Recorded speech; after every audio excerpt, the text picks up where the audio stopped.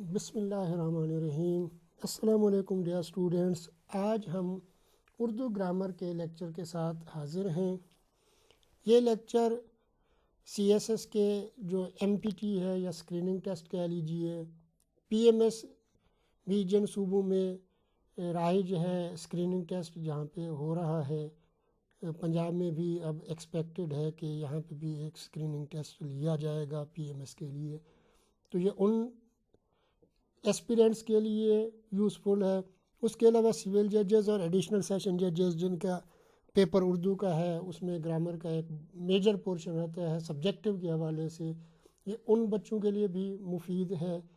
اور objective type جہاں پہ آتا ہے تو ان ایسپیرنٹس جو ون پیپر کے ہیں وہ بھی اس سے استفادہ کر سکتے ہیں، کیونکہ اس میں ہم ہر لحاظ سے چیزوں کو ڈسکس کریں گے۔ ہم آپ کو اپنے institute Aziz institute of competitive exams کی جانب سے ویلکم کہتے ہیں۔ آپ ہمارے ادارے کو بھی جوائن کر سکتے ہیں۔ آپ ہمارے واٹس ایپ گروپ جو ASAICE کے نام سے ہے اس کو بھی جوائن کر سکتے ہیں۔ ہمارے فیس بک پیج جو عزیز انسٹیٹیوٹ آف کمپیٹیٹیو ایگزامز کے نام سے ہے اس کو بھی لائک کر سکتے ہیں۔ اگر آپ نے میرے چینل کو سبسکرائب نہیں کیا تو سب سے پہلے کام یہی کیجئے کہ چینل کو سبسکرائب کر لیجئے، تاکہ آپ کو اس طرح کی اور مفید ویڈیوز ملتی رہیں اور آپ اسی طرح سے فائدہ اٹھاتے رہیں۔ بیل آئیکن کو پریس کر دیجئے گا تاکہ نئی آنے والی ویڈیوز کے نوٹیفیکیشن مل سکیں آپ کو۔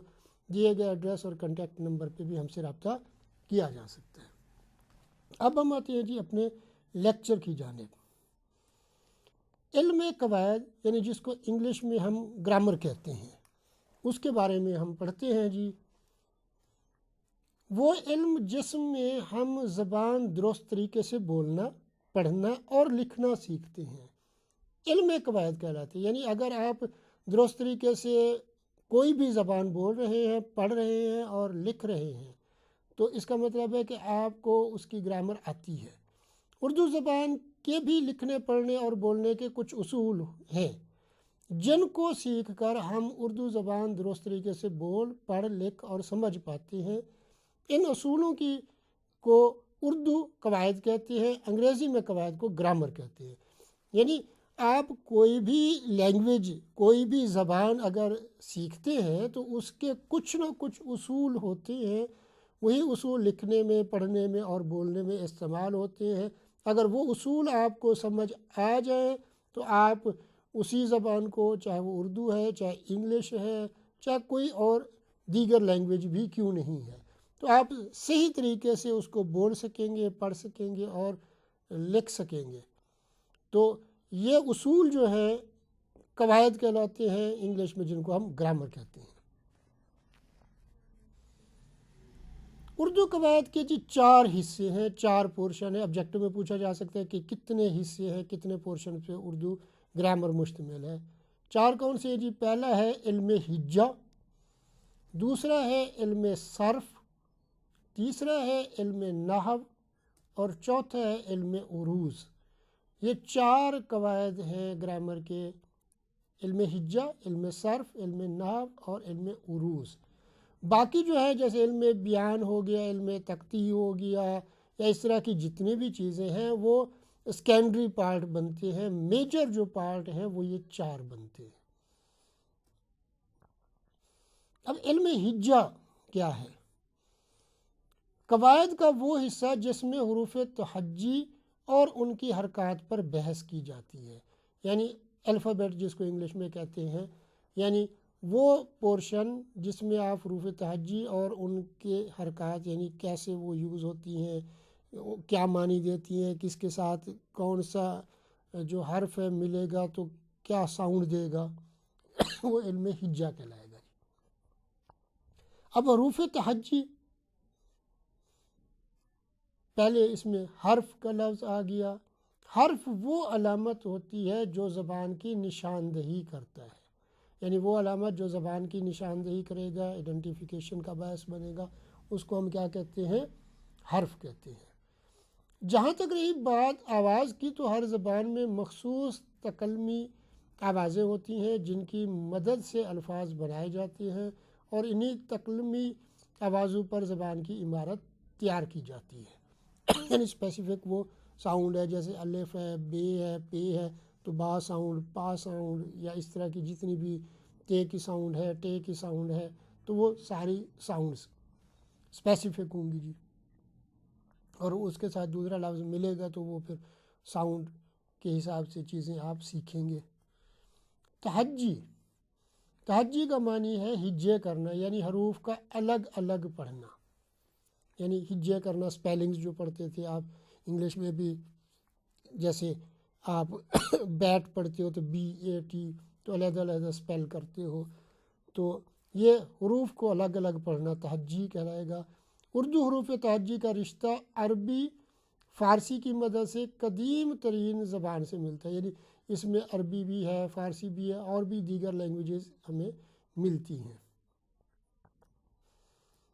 اب حروف تہجی جو ہے، کیونکہ آبجیکٹیو آنی ہے تو آبجیکٹیو کے لحاظ سے آپ کو ساری چیزیں آنی چاہیے.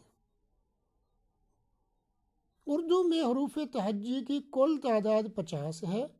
بعض کے نزدیک 52 ہے، کیونکہ وہ ہے اور حمزہ کو ملا کے اردو حروف تہجی میں 2 طرح کے حروف شامل کیے ہوئے ہیں جی. بیسیکلی 50 ہے، لیکن بعض کے نزدیک 52 ہے، تو آپ کو پیپر میں ایک ہی آپشن دیا ہوگا، یا 50 دیا ہوگا یا 52 دیا ہوگا. اب اردو حروف تہجی میں 2 طرح کے حروف شامل ہیں جی. تو ایک کو کہتے ہیں مفرد حروف اور دوسرے کو کہتے ہیں مرکب حروف. یہ آبجیکٹو میں پوچھا جا سکتا ہے کہ اردو حروف تہجی کس طرح کے حروف پہ مشتمل ہے، کتنے ان کی قسمیں ہیں. تو 2 قسمیں ہیں جی، مفرد اور مرکب حروف.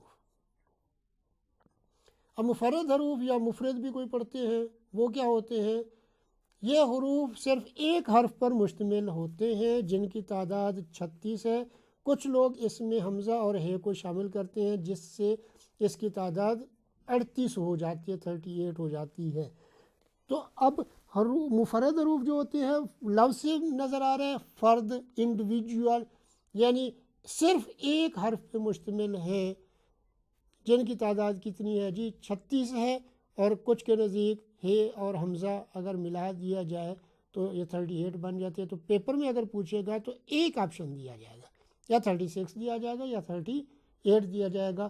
تو اس سے ریلیٹڈ آپ وہاں پہ جواب لکھ لیں گے. اگر 38 دیا ہوا ہے تو 36 کا آپشن اس میں نہیں دیا ہوگا، اور نن آف دیز بھی اس میں وہ نہیں دے گا، کیونکہ وہ ایمبیگوٹی والا سوال کبھی بھی پیپر میں نہیں پوچھتا. اور اگر ایمبیگوٹی والا سوال آ جاتا ہے تو جو ایک پریکٹس دیکھنے میں آئی ہے وہ یہی ہے کہ پھر اس کے نمبر دے دیے جاتے ہیں اگر 2 جواب بنتے ہوں. اب اردو کے مفرد جو حروف ہیں ان تلفظ بیان کیے ہیں جی ہم نے. یہ الف، بے، پے، تے، ٹے، سے، یعنی پہلے لفظ لکھا پھر اس کی وہ پروننسیشن ہم نے دی ہوئی ہے. اسی طرح جیم، چے، ہے، خے، دال، ڈال، زال، رے، ڑے، زے، سے. کچھ اس کو یوں بھی پڑھتے ہیں جی کچھ بیلس میں، سین، شین، صاد، زاد، توئے، زوئے، عین، غین، فے، کاف، کاف، گاف، لام، میم، نون، واو. حمزہ، ہے اور حمزہ 2 چشمی، جو ایک ہے سنگل ہے، ایک 2 چشمی ہے اور پھر حمزہ ہے. یہ میں 2 ہیں جی، چھوٹی بھی اور بڑی بھی. اب ہے جی مرکب حروف. اردو میں مفرد حروف کے ساتھ 2 چشمی ہے ملا کر حروف بناتے ہیں. اردو میں مرکب حروف 14 ہیں.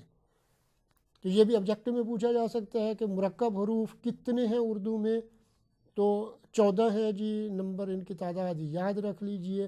مفرد حروف کا کم ہی پوچھتے ہیں، مرکب کا زیادہ پوچھتے ہیں، کیونکہ مفرد جو ہے اس میں کنفیوژن پھر بھی برقرار ہے. تو یہ بھے، پھے، تھے، ٹھے، جے، یہ سارے آپ نے انیشل سٹیجز پہ پڑھی ہوں گی. اس کے بعد ہے جی علم صرف کی تعریف، کیونکہ پہلے علم ہجا پڑھا ہم نے، اب علم صرف پڑھ رہے ہیں. ایسے اصول و ضوابط جن کے ذریعے ایک کلمہ سے دوسرا کلمہ جو ہے بنانے اور اس میں تبدیلی کرنے کا طریقہ یا قاعدہ معلوم ہو۔ قواعد جو ہیں جی زبان کا وہ حصہ ہے جس میں ہم الفاظ، ان کی بناوٹ اور ان کے باہمی تعلقات پر بحث کرتے ہیں۔ یہ عمل جو ہے یا یہ اصول و ضوابط کیا کہلاتے ہیں جی، یا یہ علم صرف کہلاتا ہے۔ یعنی ایک کلمہ دوسرے سے دوسرا کلمہ بنانے، تبدیلی کرنے کا طریقہ کار ہو، ہم اس میں کیا کرتے ہیں، الفاظ، ان کی بناوٹ اور ان کے درمیان ایک جو باہمی تعلق ہے اس پہ بحث کرتے ہیں۔ مثلا کھیلنا سے کھیلنا سے کھلاڑی بھی ہوتا ہے، کھلنڈرا بھی ہوتا ہے، کھیلو بھی ہوتا ہے، کھیلے گا وغیرہ کے الفاظ کا بننا اس زمرے میں آتا ہے، یعنی علم صرف میں ہم اس چیز کو پڑھتے ہیں۔ علم صرف کا جو موضوع ہے، آبجیکٹو پوائنٹ آف ویو سے بھی ساری چیزیں دیکھنی ہے اور سبجیکٹو کے بھی لحاظ سے، اس لیے ہم اس کو ان ڈیٹیل ڈسکس کر رہے ہیں جی۔ علم صرف کا موضوع صیغہ، یعنی صیغہ کلمہ کی اس شکل کو کہتے ہیں جو حروف اور حرکات و سکنات کی مخصوص ترتیب سے حاصل ہوتی ہے۔ حرکات و سکنات کے اعتبار سے کلمہ ہے، یعنی کیا اس میں دیکھتے ہیں جی کہ اس کی مخصوص جو ترتیب ہے حروف و سکنات کی، اس سے جو حاصل ہوا ہے۔ غرض و غایت کیا ہے جی، مقصد کیا ہے، صیغوں کو بنانے اور ان میں تبدیلی کرنے میں ذہن کو غلطی سے بچانا۔ یعنی اگر علم صرف آپ کو آتا ہے تو آپ صیغے بھی بنا سکتے ہیں، وہ جیسے صیغہ واحد متکلم، صیغہ واحد حاضر، صیغہ واحد غائب، تو اسی طرح جمع کے بھی صیغے ہوتے ہیں، اور ان میں تبدیلی کرنے میں ذہن کو آپ غلطی سے بچا سکتے ہیں اگر آپ کو علم صرف آتا ہے۔ وجہ تسمیہ کیا ہے جی، علم صرف کو صرف کہنے کی وجہ یہ ہے کہ اس کا لغوی معنی پھیرنا ہے۔ بعض اوقات معنی بھی پوچھ لیتے ہیں، تو اس کا لغوی معنی کیا ہے جی، علم صرف کا پھیرنا۔ اور اس علم میں چونکہ ایک کلمہ کو پھیر کر اس کی مختلف صورتیں بنانے کے طریقے بیان کیے جاتے ہیں، اس لیے اس علم کو علم صرف کہتے ہیں، کیونکہ اس میں مختلف صورتیں، جیسے کھیل سے کھلاڑی بھی بنا، کھلنڈرا بھی بنا، کھیلو بھی بنا، کھیلے گا بھی بنا، تو وہ مختلف صورتیں ہم نے بیان کی اس میں۔ اس کے بعد ہے جی علم نحو، کوئی اس کو نحو بھی پڑھتے ہیں لیکن نحو اصل تلفظ ہے جی۔ علم نحو کیا ہے جی، علم نحو وہ علم ہے جس میں اسم، فعل اور حرف کو جوڑ کر جملہ بنانے کی ترکیب اور ہر کلمہ کے آخری حرف کی حالت معلوم ہو۔ لہٰذا کیا ہے جی، اسم، فعل اور حرف، یعنی ناؤن، ورب اور جو لیٹر ہے اس کو جوڑ کے جملہ بنانے کی ترکیب اور ہر کلمہ کے آخری حرف کی حالت معلوم ہوتی ہے، یہ علم نحو ہے۔ نحو کا لغوی معنی کیا ہے جی، راستہ، کنارہ یا ارادہ کرنا ہے، تو یہ آبجیکٹو کے حوالے سے چیز پوچھی جا سکتی ہے۔ لسانیاتی اصطلاح میں اس سے مراد ایک طرف جانا یا جھکنا، جھکاؤ، جانب وغیرہ کے معنی میں بھی یہ آتا ہے جی، لینگویج کے حساب سے، لنگوسٹیکلی اگر دیکھا جائے۔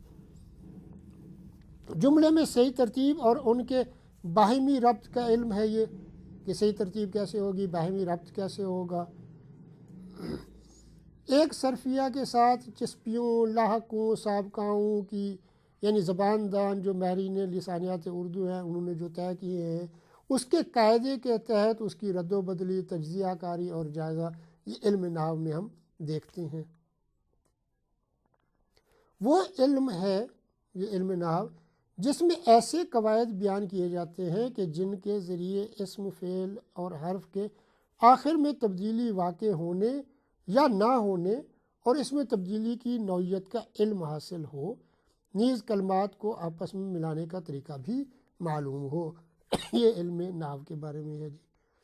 غرض کیا ہے جی علم نحو کی، عربی لکھنے اور بولنے میں ترکیبی غلطیوں سے بچنا۔ مقصد یہی تھا کہ عربی لکھنے اور بولنے میں، کیونکہ اردو میں کافی لفظ کس لینگویج کے ہیں جی، عربی کے ہیں یا پرشین کے ہیں، کیونکہ اردو بیسیکلی تو لشکری زبان تھی، اس میں انگلش کے بھی لفظ ہیں، باقی زبانوں کے بھی لفظ موجود ہیں۔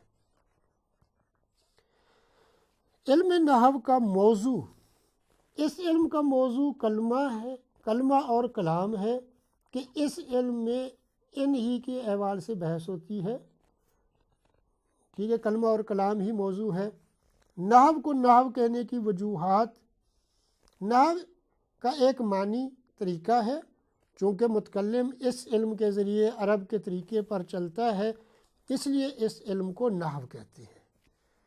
نحو کا ایک معنی کنارہ بھی ہے، چونکہ اس علم میں کلمے کے کنارے پر موجود آخری حرف سے بحث کی جاتی ہے اس لیے اسے نحو سے تعبیر کیا گیا ہے۔ اس کا ایک معنی ارادہ کرنا بھی ہے، جس نے سب سے پہلے اس علم کے قواعد کو جمع کرنے کا ارادہ کیا اس نے نحوت کا لفظ استعمال کیا جی، جس کا معنی ہے میں نے ارادہ کیا اس لیے اسے نحو کہا گیا۔